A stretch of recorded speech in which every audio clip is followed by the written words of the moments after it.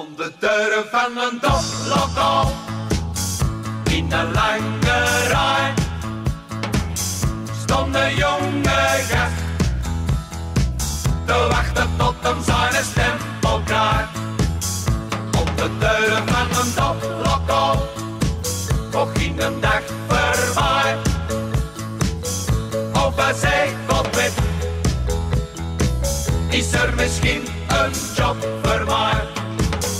En dat denk dan, vroeger zei mijn vader, jongen lief, studeer en wordt op school geknakt. En zorg dat je in alles hier zit, laat toen niet kloppen. Zeg maar zeker, ik heb naar hem geluisterd en ik heb een stuk of 10 diplomas op zak. Maar wat zijn ik ermee vooruit? Ik sta hier te toppen. Dag meneer.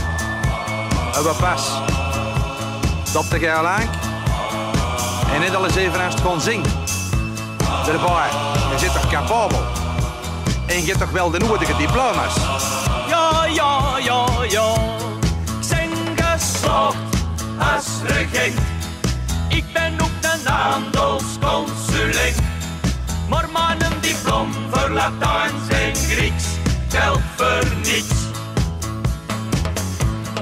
6 jaar avondschooltechniek en een eerste prijs voor klassieke muziek. Zelfs een diploma van de universiteit helpt toe geen kruid. Om de deuren van een toplokaal in een lange rij stond een jonge gast te wachten tot hem zijn stempel krijgt. Om de deuren van een toplokaal toch in een dag voorbij. Of hij zei, God weet, is er misschien een job voor mij? Wel met een brave jongen, die is spijtig, maar voor de moment is er geen plotske vrij.